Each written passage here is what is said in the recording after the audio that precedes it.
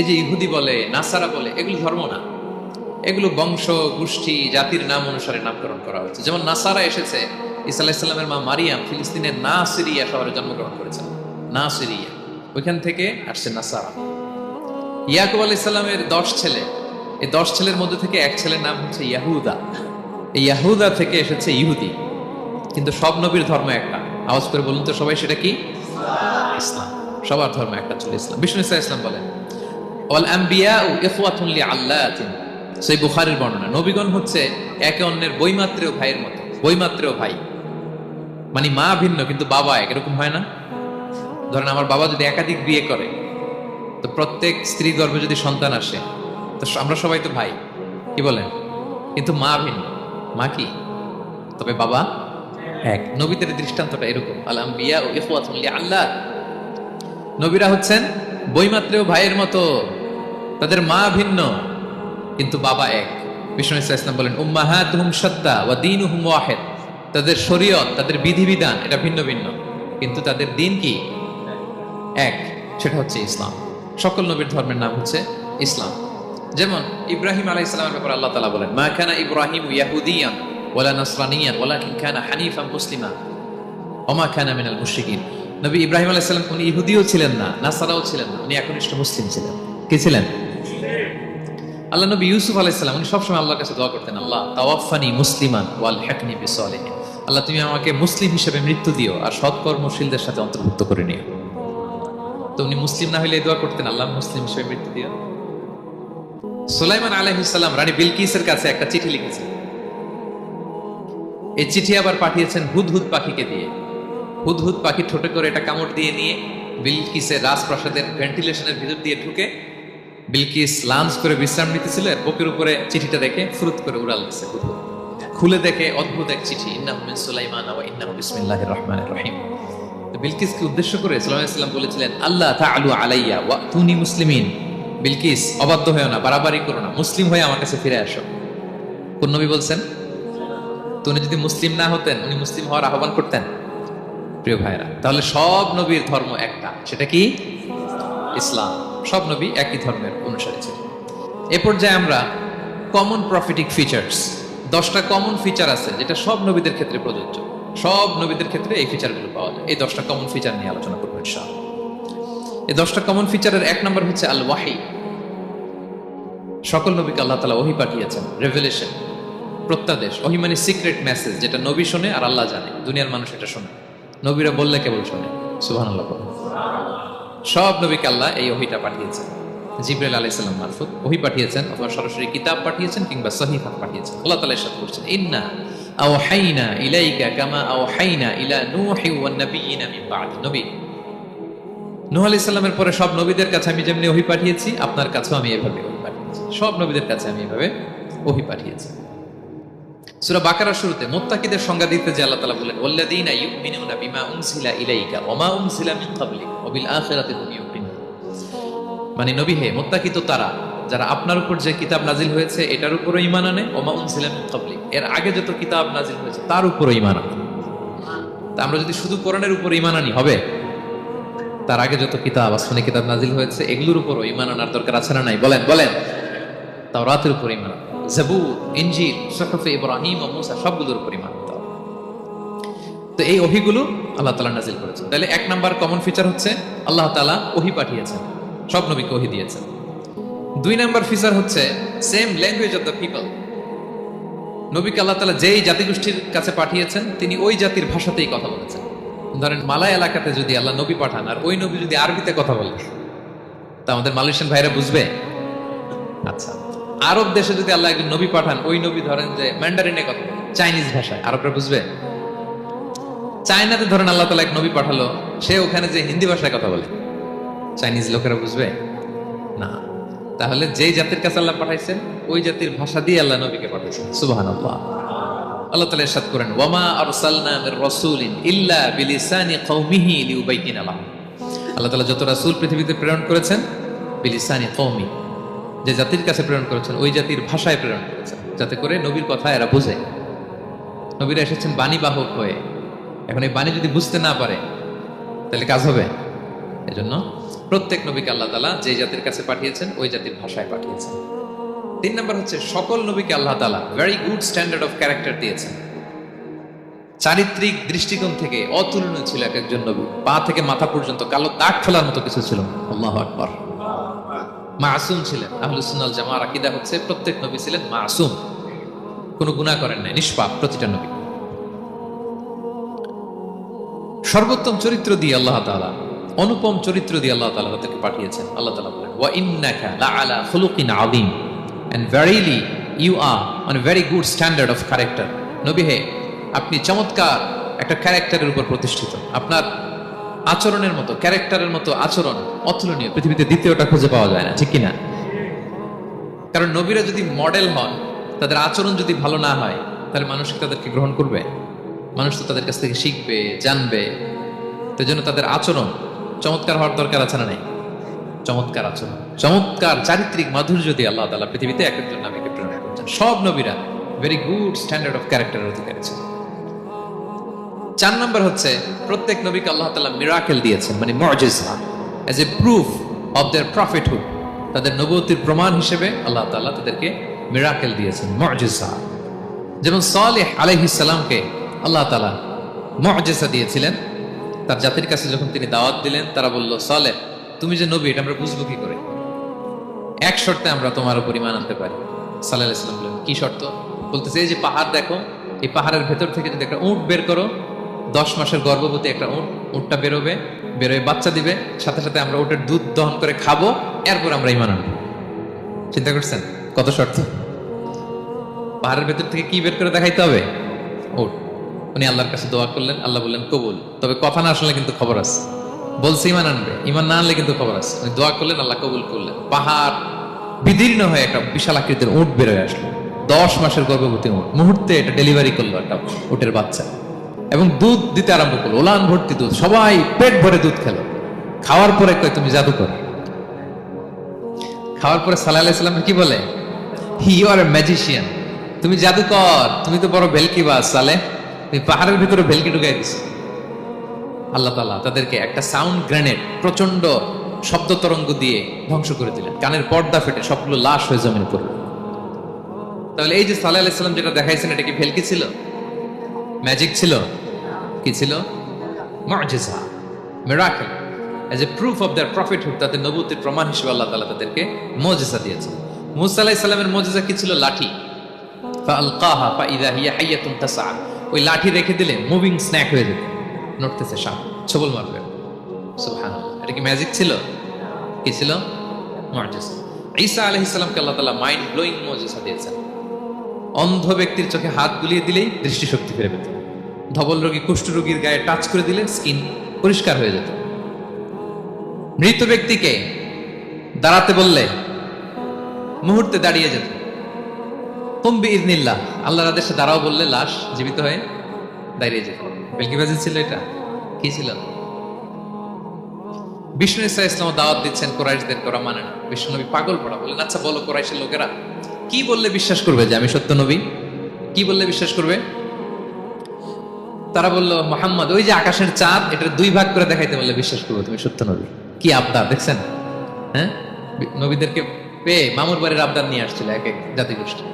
বলে, মুহাম্মদ আকাশের জল জলে চাঁদটাকে যদি তুমি 2 ভাগ করে দেখাতে পারো, তবেই বুঝবে তুমি নবী। বিষ্ণু ইসলাম আল্লাহর কাছে দোয়া করলেন। আল্লাহ বলেন, ঠিক আছে। ইখতারাবাতিস সাআতু ওয়া ইনশাক্কাল কমার ওয়া ইয়ারাউ আয়াতান ইউরিদু ওয়া ইয়াকুলু সিহরুম মুস্তামির। বিষ্ণু নবী সাব্বাবা, এই আঙ্গুলের নাম কি? ইবহাম, সাব্বাবা, ওয়ুসতা, বিংসার, খিনসার। হ্যাঁ, আমরা ইংরেজি নাম ঠিকই জানি, আরবিটা জানি না। ইবহাম, সাব্বাবা, ওয়ুসতা, বিংসার, খিনসার। বিষ্ণু সাব্বাবা আঙ্গুলি উঠালেন। এটা শাহাদাত আঙ্গুলি বলা হয়, আসলে সাব্বাবা আরবিতে।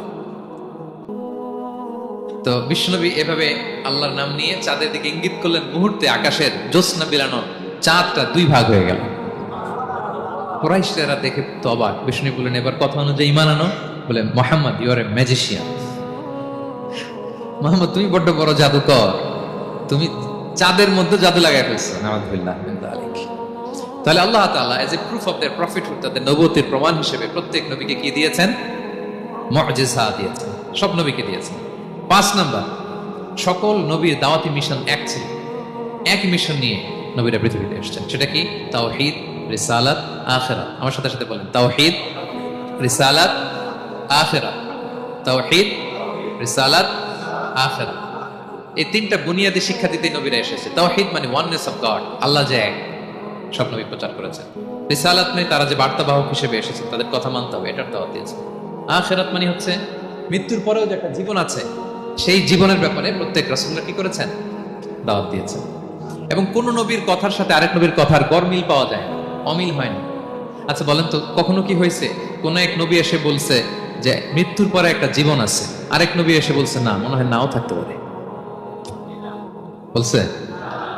এক নবী এসে বলছে আমাদের স্রষ্টা আল্লাহ তাআলা তিনি একজন, আরেকজন বলছে না একজন না, দুই তিনজন হইতে পারে। এক নবী এসে বলছে ভালো করলে জান্নাত, খারাপ করলে জাহান্নাম, আরেক নবী এসে বলছে না, জান্নাত জাহান্নাম বলতে কিছু নাই। হইছে? হইছে? কোন নবীর কথার সাথে কোন নবীর কথার কোনো বৈপরীত্য নাই, কারণ প্রত্যেক নবীরা মন গড়া কিছু বলতেন না। ওমা ইয়ামতিকু আনিল হাওয়া ইন হুয়া ইল্লা ওয়াহয়ুন ইউহা। নবীরা কথা বলতেন একটা হেডকোয়ার্টার থেকে তথ্য পেয়ে। ওই হেডকোয়ার্টারটা কার? ওই হেডকোয়ার্টার থেকে যে ইনফরমেশন আসতো সেটার আলোকে নবীরা কথা বলতেন, বানিয়ে কিছু বলতেন। সব নবীরা দাওয়াত দিয়েছেন, ইয়া কওমি ইবুদুল্লাহ মা লাকুম মিন ইলাহিন গায়রু। হে আমার জাতির লোকেরা, এক আল্লাহর ইবাদত করো, আল্লাহ ছাড়া অন্য কারো ইবাদত করো না। সব নবীরা বলেছেন ইন্নী লাকুম রাসূলুন আমিন, নিশ্চয় আমি তোমাদের কাছে বিশ্বস্ত রাসূল হিসেবে প্রেরিত হয়েছি। সব নবীরা বলেছেন ইয়াউমা লা তামলিকু নাফসুন লিনাফসিন শাইআ ওয়াল আমরু ইয়াউমা ইযিল লিল্লাহ। এমন এক দিনের মুখোমুখি হতে হবে কেউ কারো উপকার করতে পারবে না। নেতা কর্মীর উপকারে আসবে না, কর্মী নেতার উপকারে আসবে না, পীর সাহেব মুরিদের উপকারে আসবে না, মুরিদ পীর সাহেবের উপকারে আসবে না, হাজবেন্ড ওয়াইফের কিছু করতে পারবে না, ওয়াইফ হাজবেন্ডকে কিছু করে দিতে পারবে না। দিনটা বড্ড ভয়ঙ্কর। সব নবীর এই তিনটা দাওয়াত দিয়েছেন, তাওহীদ, রিসালাত, আখিরাত। তার মানে সব নবীর দাওয়াতি মিশন এক, এক অভিন্ন দাওয়াতি মিশন নিয়ে তারা পৃথিবীতে এসেছে। 6 নাম্বার, এই পৃথিবীতে যত রাসূল এসেছে, নবী এসেছে, তারা প্রত্যেকে মানুষ ছিল। কি ছিলেন? নাকি জিন ছিল? ফেরেশতা? প্রেরিত সব নবীরা কি ছিল? মানুষ ছিল। মক্কার কুরাইশরা বলতো মা লিহাযা রাসূলি ইয়াকুলু আত-তাআমা ওয়া ইয়ামশি ফিল আসওয়াক। ব্যাপার কি, মুহাম্মদ আবার কেমনে রাসূল হয়? আমরাও বাজারে যাই, উনিও যায়, আমরাও বিয়ে করি, উনিও বিয়ে করে, আমাদেরকে মারলে কাটলে লাল রক্ত, ওনার রক্ত বের হয়। তো তারা চাচ্ছিল, তারা বলতেছিল যে মানুষ না দিয়ে আল্লাহ যদি ফেরেশতা পাঠাইতো নবী হিসেবে, তাইলে না ভালো হইতো। তালবাহান, এটা কি বলে? ফেরেশতা পাঠালে কি বলতো জানেন? ফেরেশতা পাঠালে বলতো ফেরেশতাদের তো ক্ষুধা লাগে না, এরা বুঝবে কি আমাদের কষ্ট? ফেরেশতাদের তো জৈবিক চাহিদা নাই, এরা কেমনে বুঝবে? ফেরেশতাদের তো খারাপ কাজ করার প্রবণতা, টেন্ডেন্সি নাই। আমাদের যে কষ্ট, দুঃখ, ফিলিংস, এটা তো ফেরেশতারা বুঝে না। ফেরেশতারা কেমনে আমাদের নবী হয়? এটা ঠিক না? তালবাহানা বলে কেমন রাসূল, আমরা যা করি তাই করে। আল্লাহ বলেন সব নবীকে আমি মানুষ হিসেবে প্রেরণ করেছি। বিষ্ণু ইসলাম বলেন ইন্নামা আনা বাশারুম মিসলুকুম, নিশ্চয় আমি তোমাদের মতোই মানুষ। তোমাদের মতোই কি মানুষ, তবে পার্থক্য হচ্ছে ইউহা ইলাইয়া, আমার কাছে ওহী আসে, প্রত্যাদেশ আছে আল্লাহ তাআলার পক্ষ থেকে। তাহলে 6 নাম্বার যেই কমন ফিচার আমরা জানলাম, আল্লাহর পাঠানো সবগুলো নবী এবং রাসূল তারা কি ছিলেন? সবাই বলুন, তারা কি ছিলেন? মানুষ ছিলেন। 7 নম্বর কমন ফিচার হচ্ছে আল্লাহর পাঠানো সব নবী এবং রাসূলরা ওনারা পুরুষ ছিলেন। কি ছিলেন? কোন নবী কি নারী ছিল বলেন তো? হ্যাঁ, নারী নবী আছে? নাই। নবী হওয়ার জন্য ম্যাসকুলিনিটি শর্ত, পুরুষ হওয়া শর্ত। কারণ নবীকে অনেক বড় বড় জিনিসের নেতৃত্ব দিতে হবে, মাঝে মাঝে মিলিটারি তৈরি করতে হবে, লিডারশিপ লাগবে, যুদ্ধ পরিচালনা করতে হবে। নারীদের পক্ষে এটা সম্ভব? কঠিন। আমাদের বোনদের অনেক ধরনের দুর্বলতা আছে, তাদের মাসে কিছুদিন তারা আল্লাহর আদেশে অসুস্থ থাকে, ঠিক কিনা? পিরিয়ড তাদের চলে, ওই সময় সালাত পড়তে পারে না, অনেক প্রতিবন্ধকতা তাদের আছে। বাচ্চা যদি ধারণ করে পেটে 9 মাস, ওনারা অসুস্থ। শেষের মাসগুলোতে তো কঠিন, জটিল অবস্থা।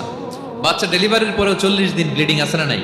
তাহলে অনেক ধরনের জটিলতা আল্লাহ তাআলা ওনাদের দিয়েছেন। এজন্য আল্লাহ তাআলা নবুয়তের গুরু দায়িত্ব, এটার জন্য আল্লাহ তাআলা পুরুষদেরকে সিলেক্ট করেছেন। আলহামদুলিল্লাহ বলেন।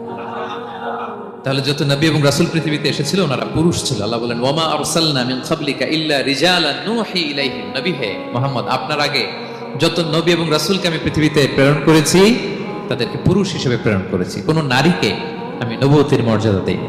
8 নাম্বার, প্রত্যেক নবীকে আল্লাহ তাআলা একটা গ্রুমিং, একটা ট্রেনিং সেশনের মধ্য দিয়ে নিয়েছেন। সেটা কি? সেটা হচ্ছে সবাইকে আল্লাহ তাআলা শেফার্ড হিসেবে কাজ দিয়েছিলেন, রাখাল হিসেবে। পৃথিবীর সব নবীরা ছাগল চড়াতেন, সব আদম আলাইহিস সালাম থেকে শুরু করে বিষ্ণু ইসা ইসলাম পর্যন্ত। সুবহানাল্লাহ পড়বেন না? বিষ্ণু ইসা ইসলাম বলেন, মা বাআসাল্লাহু নাবিয়্যান ইল্লা রাআল গানাম, আল্লাহ এমন কোন নবী পাঠায় নাই যেই নবী ছাগল চড়ায় নাই। সব নবী। সাহাবারা অবাক হয়ে বললেন, ওয়া আনতা ইয়া রাসূলুল্লাহ, হে নবী আপনিও ছাগল চড়িয়েছেন? বিষ্ণু বললেন, হ্যাঁ, আমি তো অল্প কিছু পারিশ্রমিকের বিনিময়ে মক্কার লোকদের ছাগল চড়িয়ে দিতাম। সুবহানাল্লাহ। কেন সব নবীকে দিয়ে আল্লাহ ছাগল চড়ালেন? এই ট্রেনিং সেশন, গ্রুমিং সেশন কেন? কারণ ছাগলকে একসাথে বসানো করবে। ছাগল একটু কি বলে, একটু টেরা টাইপের প্রাণী, কথা শুনতে চায় না। ধরেন যে সারা সপ্তাহ আপনি খুব ব্যস্ত, একদিন সুযোগ পাইছেন সপ্তাহে যে আজকে আমি ফ্রি আছি, যাই পুকুরে যাই, আমি গোসল করি, ছাগলটারও গোসল করাই। এটা ধরে যদি এখন পুকুরের দিকে টান দেন, কি করবে? পা দুইটা এমন শক্ত করে মাটিতে ধরে রাখবে, আপনি যত টানবেন ওর ঘাড়ের চামড়া ছিঁড়ে যাচ্ছে, তারপরেও আসে না। এরপর ছাগলগুলোর একসাথে রাখা কঠিন, একটা নেচে ওদিকে যায়, আরেকটা লাফ দেয় এদিকে, আরেকটা ওইদিকে। এদেরকে যদি কেউ একত্রিত করতে পারে তাহলে এই জাতিকে, মানব জাতিকে একত্রিত করা তার জন্য একেবারে সহজ পানি ভাত, ঠিক কিনা? এজন্য আল্লাহ এই মানব গোষ্ঠীর উপর লিডারশিপ কায়েমের আগে ছাগল চড়িয়েছে। এবং যারা মরুভূমিতে ছাগল চড়ায়, যে শেফার্ডগুলো, যেই রাখালগুলো, তাদের অনেক শক্তিশালী হইতে হয়। গায়ে শক্তি না থাকলে ছাগল চড়ানো যায় না, কিন্তু লাঠি নিয়ে হই হই করে পিছনে দৌড়াইতে হয়, নেকড়ের ছোবল থেকে ছাগলগুলোকে রক্ষা করতে হয়, বাঘ নেকড়ে এগুলো থেকে বাঁচাইতে হয়। তার মানে এটা করার মধ্য দিয়ে এই জাতিকে কিভাবে জাহান্নামের আগুন থেকে বাঁচাবে নবীদের ওই ট্রেনিং হয়ে যায়। সুবহানাল্লাহ। ছাগলের দিক ওদিক দৌড়াতে থাকে, এদেরকে যেমনি একত্রিত করতে হবে, নবীদের কাজ হচ্ছে মানব গোষ্ঠীকে ইউনাইটেড করা, একত্রিত করা। এজন্য আল্লাহ তাআলা মা বাআসাল্লাহু নাবিয়্যান ইল্লা রাআল গানাম, এই পৃথিবীতে এমন কোন নবী পাঠান নাই যে এই নবীকে দিয়ে আল্লাহ তাআলা ছাগল চড়ান নাই। সব নবীর মধ্যে এটা কমন। 8 নম্বর পয়েন্ট। 9 নম্বর পয়েন্ট হচ্ছে enmity from their own people. যত নবী দাওয়াত নিয়ে আসছে তারা চ্যালেঞ্জের মুখোমুখি হয়েছেন, শত্রুতার মুখোমুখি হয়েছেন। কেউ ওনাদের জন্য রেড কার্পেট রিসেপশন দেয় নাই। নবীদের পথ ছিল বড় পিচ্ছিল, এটা কুসুমাস্তীর্ণ ছিল না, কণ্টকাকীর্ণ। কেউই সহজে মেনে নেয় নাই। দাওয়াত দিছে তো রিজেক্ট, সবাই প্রত্যাখ্যান করেছে, সবাই প্রত্যাখ্যান করেছে। এটা কমন ছিল, প্রত্যেক নবীকে এটা মুখোমুখি হতে হয়েছে। Mockery, vulgarism, oppression, mental torture, physical torture and what not, সব ধরনের। ইভেন অনেক নবীকে হত্যা করা হয়েছে দিনের দাওয়াতের কারণে। বনী ইসরায়েলের লোকেরা তাদের নিজেদের 70,000 নবীকে নিজেরা হত্যা করেছে। এমনকি আমার নবী বিশ্ব নবী মুহাম্মদ রাসূলুল্লাহ সাল্লাল্লাহু আলাইহি ওয়াসাল্লামকে হত্যার ষড়যন্ত্র করা হয়েছিল। আল্লাহ তাআলা দয়া করে বিশ্ব নবীকে হিজরতের ব্যবস্থা করে দিয়ে প্রাণে বাঁচিয়েছেন, মক্কা থেকে মদিনাতে পাঠিয়ে দিয়েছেন। তাহলে এই পথ বড় কঠিন ছিল, নবীদের পথ, সব নবীর জন্য, এক্সেপ্ট সুলাইমান এবং দাউদ আলাইহিস সালাম, তাদের কথা ভিন্ন। এছাড়া সব নবীরা এই সংগ্রাম, এই বিরোধিতা, এই শত্রুতা, এই জেলাসি, এগুলোর মুখোমুখি হয়েছে। পৃথিবীর সকল নবীরা, সকল নবীরা। বিষ্ণু ইসলাম ঘুমাতে পারে নাই একটা রাত শান্তিতে। বিষ্ণুর বায়োগ্রাফি যদি আপনি পড়েন, জীবনে যদি পড়ে দেখেন, প্রত্যেকটা নবীর জীবনে এই কষ্টকর মুহূর্তগুলো ছিল। শত্রুতা সব নবীকে পোহাতে হয়েছে। বিষ্ণু ইসলামের কাছে যখন প্রথম নাজিল হলো ইকরা বিসমি রাব্বিকাল্লাযী খালাক, সূরা আলাকের প্রথম কয়টা আয়াত? 5 আয়াত নিয়ে কোরআনের ভারে নতুন রেগুলেশন পেয়ে বিষ্ণুনবী কাঁপতে আরম্ভ করলেন। কাঁপতে কাঁপতে জ্বর এসে গেল বিষ্ণুনবীর গায়ে, নিচে নেমে আসলেন। খাদিজা রাদিয়াল্লাহু তাআলা আনহাকে বললেন, সাম্মিলুনি সাম্মিলুনি, আমাকে কম্বল চাপা দাও, আমার খুব শীত লাগছে, আমার জ্বর এসে গিয়েছে। কাঁপতে লাগলেন বিষ্ণু ইসলাম।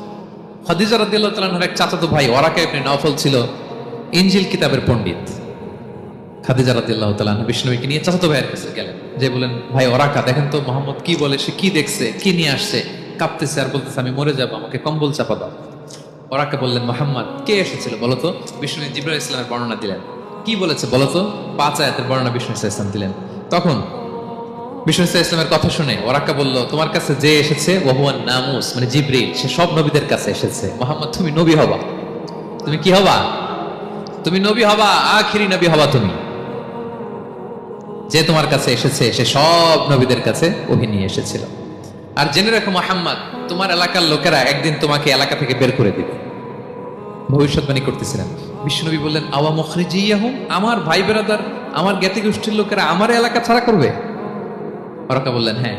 লাম ইয়াতি রাজুলুন ক্বাত্তু বিমিসলি মা জিতা বিহি ইল্লা উদিয়া, তোমার মতো এরকম রিসালাতের দায়িত্ব নিয়ে যারাই কোনো জাতির কাছে এসেছে তাদের সাথে এরকম শত্রুতা করা হয়েছে। বিষ্ণু ইসলাম সেদিনের কথা শুনে, ওরাকার কথা শুনে অবাক হয়েছিলেন। তাহলে সব নবীদের ক্ষেত্রে 9 নম্বর কমন বৈশিষ্ট্য হচ্ছে তাদেরকে বাধার সম্মুখীন হতে হয়েছে। এখনো যারা নবীদের পথে চলবে বা চলে, তাদের জীবনে বাধা বিপত্তি আছে না নাই? হ্যাঁ, তারা জেনে বুঝেই এই পথে এসেছে, তারা হিসাব মিলিয়েই এই পথে নেমেছে। এজন্য বাধা বিপত্তি চ্যালেঞ্জ কোনো মুমিনকে তার রাস্তা থেকে সরাতে পারে না, ঠিক কিনা বলেন? এক চুলো নড়াতে পারে। এটা নবীদের পথ, এটা নবীওয়ালা কাজ। এখানে জুলুম থাকবে, এখানে বাধা বিপত্তি থাকবে, এখানে চ্যালেঞ্জ থাকবে। এই পথটা সোজা, সিরাতুল মুস্তাকিম। যদি শেষ মাথায় যাওয়া যায়, ডাইরেক্ট জান্নাতুল ফিরদাউস। আলহামদুলিল্লাহ। তাহলে সব নবীরা বাধার সম্মুখীন হয়েছে। 9টা কমন ফিচার গেল। 10 নম্বর, দ্য লাস্ট কমন ফিচার, পৃথিবীর সব নবীরা ইন্তেকাল করেছেন, আর কোন নবী আসবেন? আসবে? পৃথিবীর সব নবীরা মারা গিয়েছেন, কিন্তু আলামুল বারজাখে, বারজাখের জগতে নবীরা জীবিত। আই রিপিট, আমি আবারও বলি, প্রত্যেক নবী তার কবরে জীবিত। আলামুল বারজাখে। আমরা এই দুনিয়াতে আসার আগে যেই জগতে ছিলাম, ওই জগৎটার নাম হচ্ছে আলামুল আরওয়াহ, মানে রুহের জগৎ। সেখান থেকে আমরা এই জগতে এসেছি, এটার নাম আলামুল দুনিয়া, দুনিয়ার জগৎ। আবার মৃত্যুর পরে যে নতুন এক্সটেশনে আমরা যাব, সেটার নাম হচ্ছে আলামে বারজাখ, বারজাখের জগৎ। নবীরা ওই বারজাখের জগতে জীবিত। বিষ্ণু ইসলাম সুনান আবু দাউদের হাদিসে বলেন যে ইন্নাল্লাহ হাররামা আলাল আরদি আন তাকুলা আজসাদাল আম্বিয়া, আল্লাহ তাআলা এই জমিনকে, নবীদের দেহকে কনজিউম করাকে হারাম করে দিয়েছেন। মানে জমিনের জন্য নবীদের লাশকে পচিয়ে ফেলা, খেয়ে ফেলা হারাম। যত নবী যেখানে ইন্তেকাল করেছেন, তাদের পবিত্র দেহ মোবারক এখনো আগের মতো একেবারে, যখন মৃত্যুবরণ করেছিলেন তখন লাশটা যেমন তাজা ছিল, এখনো প্রত্যেকে তার কবরে তাজা লাশ নিয়ে শুয়ে আছে। প্রত্যেক নবী কবরে জীবিত। বিষ্ণু ইসলাম কবরে জীবিত। তবে এটা বারজাকি জগতে। এই দুনিয়া তিনি যেভাবে জীবিত ছিলেন ওইভাবে না, বারজাকি জগতে জীবিত। আমরা যখন প্যারা নবীর উপর সালাম পৌঁছাই, দুরুদ পড়ি, প্রত্যেক ফেরেশতা, একটা ফেরেশতা আছে এই দুরুদগুলোকে নিয়ে বিষ্ণুবীর কাছে পৌঁছায়। আপনার বাবার নাম, আপনার নাম বলে ফেরেশতা বলে যে অমুকের ছেলে অমুক আপনাকে সালাম দিয়েছে। বিষ্ণুবী কবর থেকে নিজে ওই সালামের উত্তর বলে, কারণ বিষ্ণু ইসলাম বারজাকের জগতে তিনি জীবিত। হায়াতুন নবী, বারজাকের জগতে তিনি জীবিত। আরেক হাদিসে বিষ্ণু ইসলাম বলেন আল আম্বিয়া ওয়া আহইয়াউন ফি কুবুরিহিম ইউসাল্লুন, নবীরা তাদের কবরে জীবিত, সেখানে তারা সালাত আদায় করে। নবীরা তাদের কবরে কি করে? সালাত আদায় করে। তাহলে এই 10টা হচ্ছে কমন ফিচার্স এবং প্রফিটস। সব নবীদের মধ্যে এই বিষয়গুলো পাওয়া যায়। সর্বশেষ পয়েন্ট হচ্ছে lessons from the life of the profits. এত নবী রাসূল আল্লাহ তাআলা আমাদের হেদায়েতের জন্য পাঠালেন, তাদের জীবনী থেকে আমাদের জন্য শিক্ষা কি, লেসন কি, এটা জানার দরকার আছে না নাই? বলেন, কি লেসন আমরা নিব? অনেক লেসন আছে। আমি সংক্ষিপ্ত পরিসরে দুই একটা বলি। আমি আমার মিজানুর রহমান আজহারি ভেরিফাইড ইউটিউব চ্যানেলে প্রফেট সিরিজ নামে একটা সিরিজ করেছে, 25 পর্বের। কোরআনে কয়জন নবীর নাম উল্লেখ হয়েছে? আর আমার চ্যানেলে কয় পর্ব? তার মানে 25 জন নবীর ব্যাপারে আমি ওয়েল ডকুমেন্টেড ম্যানারে একাডেমিকলি আলোচনা করেছি। আপনারা শুনবেন, আপনাদের জন্যই করেছি, শুনবেন আপনারা। এবছর 21শে বইমেলায় আপনারা শুনেছেন আমার একটা বই প্রকাশিত হয়েছে, বইয়ের নাম হচ্ছে জেগে ওঠো আবার। এটা আমি নিজে লিখেছি। আরেকটা বই 6 খণ্ডের আমি সম্পাদনা করেছি, সেটা হচ্ছে ছোটদের নবী রাসূল। বইটার নাম কি? ছোটদের নবী রাসূল। সত্যায়ন প্রকাশন থেকে 6 পর্বের খুব চমৎকার গ্রাফিক্যাল ইউজার ইন্টারফেস দিয়ে আপনার সোনামণিরা, বাচ্চারা তারা জেনে যাবে যে তাদের আসল আইকন কারা, তাদের আসল সুপার হিরো কারা, তাদের অনুসরণীয় অনুকরণীয় ব্যক্তিত্ব হবে কারা।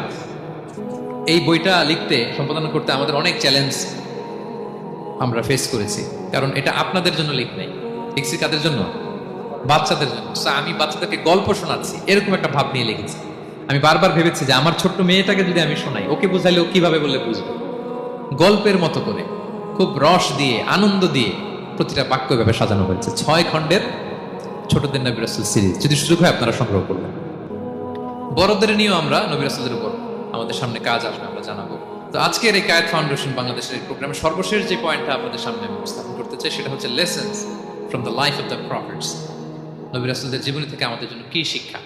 25 জন নবীকে কভার করা সম্ভব হবে না। আমি সেখান থেকে মাত্র 7 জন নবীর জীবনী থেকে 7টা শিক্ষা 7 মিনিটে বলে আমরা শেষ করে দেব ইনশাআল্লাহ বিইذنিল্লাহ।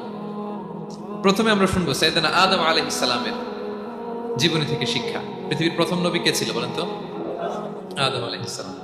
আমরা যেমনি আমাদের শৈশব ছিল, কৈশোর ছিল, যৌবন, তারপর বার্ধক্যের দিকে যাচ্ছি, ওনার কি এরকম ছিল? আদম আলাইহিস সালামের শৈশব ছিল না? ছিল? কৈশোর ছিল? কনফিউশনে পড়ে গেছে। ছিল না? মজার ব্যাপার হচ্ছে ওনার শৈশব কৈশোর ছিল না, ওনাকে আল্লাহ সৃষ্টি করতে যুবক করে সৃষ্টি করছেন। সুবহানাল্লাহ, তো আসছে কেন? সৃষ্টি করতেই যুবক, 60 হাত লম্বা। কয় হাত? 60 হাত লম্বা করে তৈরি করছেন আদম আলাইহিস সালামকে। আপনারাও যারা জান্নাতে যাবেন 60 হাত লম্বা হয়ে ঢুকবেন, 33 বছরের যুবক হয়ে ঢুকবেন। 80 বছর বয়সে মারা গেল, কত বছর বয়সে ঢুকবেন? গালে কোনো দাড়ি থাকবে না। এই দুনিয়ায় দাড়ি রেখে নেন, ওখানে দাড়ি ছাড়া উঠবেন একেবারে কোনো জুরদা মুর্দা ও আবনা ও সালাসা ওয়া সালাসিন। 33 বছরের তাগড়া ইয়াং সুপারস্টার হয়ে জান্নাতে ঢুকবো আমরা। তো আদম আলাইহিস সালামকে আল্লাহ প্রথম নবী করে পৃথিবীতে পাঠালেন। ওনাকে জান্নাতে সব খাইতে বললেন, যে সব খাও, একটা গাছের কাছে যেও। কিন্তু শয়তান, সে তার মিশন নিয়ে আসছে। সে আদম আলাইহিস সালামকে ভুলভাল বোঝালো, আদম আর হাওয়াকে, যে একটা কাজ করো, আল্লাহ তাআলা তোমাকে না করছে কেন জানো? আল্লাহ তো চায় না তুমি জান্নাতে থাকো, আল্লাহ চায় তোমাদেরকে দুনিয়াতে পাঠিয়ে দিবে। তো তুমি যদি ওই গাছের ফল খেয়ে ফেলো, আল্লাহ আর দুনিয়াতে পাঠাতে পারবে না। কিন্তু আল্লাহ চায় তোমাদেরকে কই পাঠাবে? কিন্তু যদি গাছের ফল খেয়ে ফেলো, আর পাঠাইতে পারবে না। এজন্য আল্লাহ নিষেধ করছে গাছের ফল খেয়ে। চিন্তা করছেন?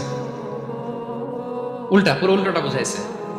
তো ভুল করে সাইয়েদনা আদম আলাইহিস সালাম, হাওয়া আলাইহিস সালাম খেয়ে ফেলছেন এই ফল। খাওয়ার পরেই আল্লাহ তাআলা পাঠিয়ে দিলেন পৃথিবীতে, যাও জমিনে যাও, এই জান্নাতে আর থাকা যাচ্ছে না। কাঁদতে আরম্ভ করলেন আদম আর হাওয়া আলাইহিস সালাম, কাঁদতে কাঁদতে অনুতপ্ত হয়ে আল্লাহর কাছে দোয়া করলেন। তো পুরো আদম আলাইহিস সালামের জিন্দেগির সবচেয়ে বড় শিক্ষা হচ্ছে রিপেন্টেন্স, অনুতপ্ত হওয়া। কি হওয়া? অনুতপ্ত হওয়া।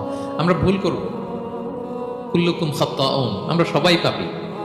সবাই কি পাপী? কে পাপ করি না? আমরা সবাই পাপী। কিন্তু মনে রাখবেন, আমাদের পাপ যত বড় হোক, আল্লাহর রহমতের দরিয়া তার চাইতেও বড়, অনেক বড়। তিনি দয়াময়, তিনি মেহেরবান, তার দয়ার শেষ নাই, তার মায়ার শেষ নাই। তার রহমতের দরিয়া যে কত বড় আপনি কল্পনাও করতে পারবেন না। শয়তান আর আমাদের মধ্যে পার্থক্য হচ্ছে, শয়তান পাপ করে পাপে অটল থাকে, কিন্তু বিশ্বাসীরা পাপ করার সাথে সাথেই ক্ষমা চায় কার কাছে? এটা হচ্ছে আদম আলাইহিস সালামের জীবনী থেকে আমাদের জন্য সবচেয়ে বড় লেসন। সাইয়েদনা আদম আলাইহিস সালাম উনি ভুল করে যখন বুঝতে পারলেন, অনুতপ্ত হলেন, চোখের পানি ছাড়লেন। 2 ফোঁটা পানি আল্লাহর কাছে সবচাইতে প্রিয়। এক হচ্ছে জিহাদের ময়দানে মুজাহিদের গা বেয়ে ঝরে পড়া রক্তের ফোঁটা, 2 হচ্ছে অনুতপ্ত বান্দার চোখের পানির ফোঁটা। অনুতপ্ত বান্দা নিজের ভুল স্বীকার করে মাথাটা নিচু করে চোখের পানি ছেড়ে দিয়ে যখন আল্লাহর কাছে কাঁদে, তার চোখের পানি চোখ বেয়ে নাকের ডগা বেয়ে জমিনে ড্রপ করার আগেই আল্লাহ তার সব গুনাহ মাফ করে দেয়।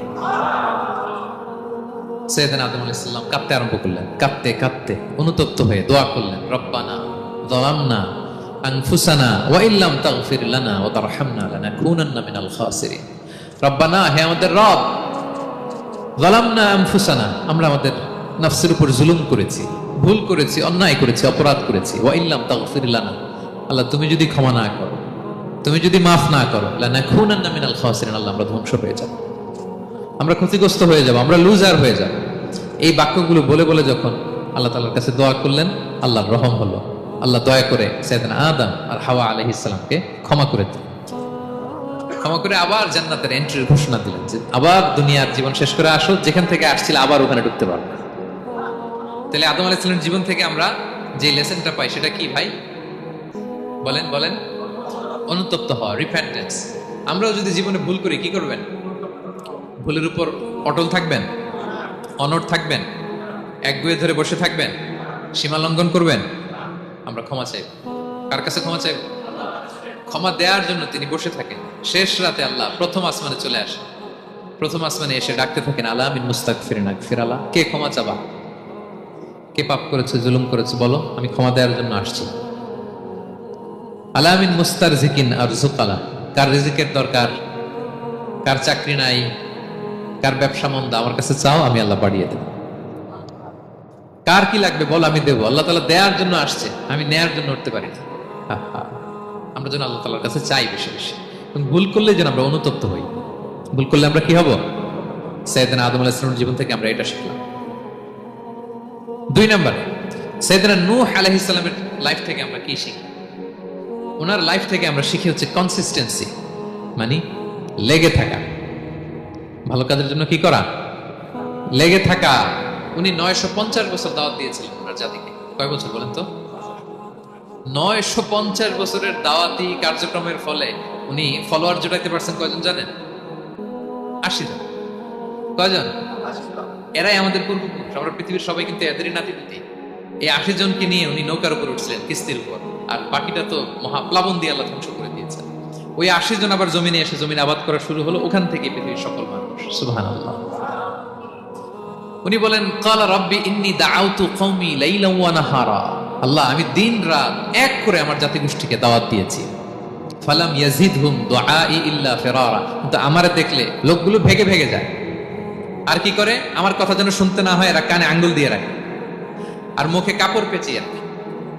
নূহ আলাইহিস সালাম তারপরও থামতেন না, কন্টিনিউয়াস দাওয়াতি কাজ। লোকজন নূহ আলাইহিস সালামকে পিটিয়ে আধামরা করে কাঁথা দিয়ে পেঁচিয়ে পাহাড়ে রেখে আসতেন। ওইখান থেকে এসে নূহ আলাইহিস সালাম আবার দাওয়াত দিতে শুরু করতেন। What a consistency! কিভাবে লেগেছিলেন? 950 বছর তিনি দাওয়াত দিয়েছেন, মাত্র 80 জন ফলোয়ার হয়েছে। তাহলে আমরা অল্প দাওয়াতি কাজ করেই আমরা হতাশ হয়ে যায়। হায় রে, আমার কথা শুনলো না, হায় রে আমার কথা পৌঁছাইল না, হায় রে আমার কাছে এসে কেউ মুসলিম হইল না, হায় রে আমার কথা।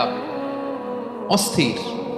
আপনার কাজ হচ্ছে পৌঁছে দেওয়া, আপনার কাজ হচ্ছে কোরআনের কথা মানুষকে বলা। এটা দিয়ে কতটুকু কি হবে এটার ফয়সালা কার? তাহলে নূহ আলাইহিস সালামের জীবনী থেকে আমাদের শিক্ষা হচ্ছে কনসিস্টেন্সি। 950 বছর উনি লাগাতার দাওয়াত দিয়েছেন, থামে নাই, হতাশ হয় নাই, হাল ছাড়ে নাই। নবীরা কখনো হাল ছাড়ে না। সুবহানাল্লাহ পড়ে। 3 নাম্বার, ইব্রাহিম আলাইহিস সালামের জীবনী থেকে আমাদের জন্য শিক্ষা হচ্ছে ওবিডিয়েন্স, আনুগত্য। কি করে আল্লাহ তাআলার কাছে আনুগত্য করতে হয়। আল্লাহু আকবার। আমি মনে হয় 1 ঘন্টার উপরে আলোচনা করেছি আমার প্রফেট সিরিজ ইব্রাহিম আলাইহিস সালামের জীবনী নিয়ে। ওনার পুরো জীবনটা, আল্লাহ কোনো কিছু বলতে দেরি, আল্লাহর আদেশের সামনে মাথা পেতে দিতে ইব্রাহিম আলাইহিস সালামের দেরি হয়নি। আল্লাহ বলছেন আসলিম, ওয়া ইয ক্বালা রাব্বুহু আসলিম ক্বালা আসলামতু লিরাব্বিল আলামিন। হে ইব্রাহিম, সারেন্ডার, সারেন্ডার। সুবহানাল্লাহ। ইব্রাহিম আনুগত্য করো। আল্লাহ আনুগত্য করছি। ওনার সন্তান হয় না। 86 বছর বয়সে একটা সন্তান দিলেন আল্লাহ। আমাদের এখানে কার বয়স কত? সর্বোচ্চ বয়স কত আছি আমরা? এদিকে 60 বছরের উপর তো কেউ নাই, ঠিক কিনা? 86 বছর বয়সে আল্লাহ সন্তান দিয়েছেন ইসমাঈল আলাইহিস সালাম। কত বছর বয়সে? সন্তানটা আদরের নাকি? হ্যাঁ, আদরের না? শেষ কালে একটা সন্তান পেলেন 86 বছর বয়সে। ইব্রাহিম আর হাজেরার ঘরকে উজাড় করে ফুটফুটে এক সন্তান ইসমাঈল আলাইহিস সালাম আসলেন। ভালোবাসা, আদর যেন ঠিকরে পড়ে, এত গদগদ ভালোবাসা। এবার বললেন, যাও হাজেরা আর দুধের সন্তান ইসমাইলকে মরুভূমিতে ফেলে দিয়ে আস। বলতে দেরি, রেখে আসতে দেরি নেই। এটাই হচ্ছে ইব্রাহিম আলাইহিস সালামের আনুগত্য। দুধুমরু প্রান্তরে হাজেরা আর ইসমাইল সালামকে রেখে আসলেন, চলে আসলেন। বুকটা ফেটে চৌচির। 86 বছর বয়সে একটা সন্তান পেলাম, দুধের বাচ্চা, আমার স্ত্রী সহ মরুভূমিতে রেখে আসে। রেখে আবার থাকাও যাবে না, যাও তুমি ফিলিস্তিনে, এরা থাকবে মক্কায়, মরুভূমির মাঝখানে। পরে আল্লাহ জুরহুম কওমের মাধ্যমে এদেরকে পানি, জামজাম, অনেক কিছু দিলেন। লম্বা ঘটনার দিকে যাচ্ছে। এরপর হৃদয় যখন ফেটে চৌচির হয়ে যায়, তখন আল্লাহ তাআলা বলেন, ঠিক আছে যাও, যাই একটু ছেলেরা দেখে আসো। এবার যে দেখে ছেলেরা আরো মায়া লাগে, কারণ একটু বড় হয়েছে তো, এবার দৌড়াইতে পারে, হাঁটতে পারে। সুবহানাল্লাহ বলেন। এবার যখন দৌড়াইতে পারে, হাঁটতে পারে, আব্বু আব্বু বলে ডাকতে পারে, মায়াটা যখন একটু গাঢ় হয়েছে, আল্লাহ বলে এবার ছেলেরা জবাই করে। দেখছেন কি পরীক্ষা? 86 বছর বয়সে সন্তান পেল, রেখে আসলো মরুভূমিতে। একটু বড় হইল, দেখা করতে গেল, এবার বলে জবাই করো। জবাই করো বলতে দেরি, ছুরি চালাতে দেরি হয়নি। কুরবানির ইতিহাস, লম্বা ইতিহাস, দিকে যাব। এরপরে আল্লাহ কবুল করলেন। এরপরে বললেন, বাপ বেটা মিলে মরুভূমির মধ্যে ঘেমে ঘেমে একটা ঘর বানাও। এরপরে ঘোষণা দাও মানুষকে, যেটা আমার ঘর। বাপ বেটা মিলে কষ্ট করে একটা ঘর বানালেন। এবার বললেন, আজান দাও, ঘোষণা দাও, সবাই যেন এখানে আসে। আল্লাহ কারে ঘোষণা দেবে? কেউ তো নাই। বলতেছে, তুমি ঘোষণা দাও, এই ঘোষণার শব্দ পৃথিবীর সব মানুষের কর্ণকুহরে আমি আল্লাহ নিজ দায়িত্বে পৌঁছে দেব। আমরা যারা রুহের জগতেও তখনও ছিলাম, যারা লাব্বাইক বলতে পেরেছি, তাদের ঠিকই নসিবে ওই কাবা ঘর জিয়ারতের নসিব হয়ে যাবে। উনি ঘোষণা দিলেন, দেখেন কেউ নাই, ধুধুমরু প্রান্তর। আজকের মক্কাকে কল্পনা করেন তো কি অবস্থা। এই রমজানের লাস্ট 10 days অফ রমাদান আপনি জায়গা পাবেন? হজের চেয়েও বেশি মানুষ। কিভাবে আল্লাহ কবুল করেছেন, কিভাবে আনুগত্য, সাবমিসিভনেস, নিজেকে আল্লাহর কাছে পুরো সুপর্দ করা, এর নমুনা সাইয়েদনা ইব্রাহিম আলাইহিস সালাম পেশ করেছেন। তাহলে সংক্ষিপ্ত কথা হচ্ছে, আল্লাহ নবী ইব্রাহিম আলাইহিস সালামের জীবনী থেকে আমাদের জন্য শিক্ষা হচ্ছে অবিডিয়েন্স, আনুগত্য। কিভাবে আল্লাহর আদেশের সামনে মাথা পেতে দিতে হয়। পারা যাবে তো? হ্যাঁ, ওই ইব্রাহিম আলাইহিস সালামের রক্ত আমাদের দেহে বহমান। আমরাও নবী ইব্রাহিমের উত্তরসূরি। নবী ইব্রাহিমের আলাইহিস সালামের মতো আমরাও ইসলামের জন্য জীবন বিলিয়ে দেওয়ার দরকার আছে না নাই? বলেন বলেন। শক্ত পদে আমাদেরকেও এরকম স্যাক্রিফাইসের মেন্টালিটি অর্জন করতে হবে। ওবিডিয়েন্স, আনুগত্যের শিক্ষা আমরা নবী ইব্রাহিম আলাইহিস সালামের কাছ থেকে পাই। 4 নম্বরই ইয়াকুব আলাইহিস সালাম, ওনার জীবনী থেকে শিক্ষা হচ্ছে পেশেন্স, ধৈর্য। আমাদের অনেকের ধৈর্য নাই, আমরা অস্থির, অল্পতে ধৈর্য হারাই ফেলি। ধৈর্য এমন একটা গাছ, এই গাছের সারা গায়ে অনেক কাঁটা, কিন্তু এই গাছের ফল বড্ড মিষ্টি। ধৈর্য এমন একটা গাছ, গাছের সারা গায়ে কি, কিন্তু ফলটা।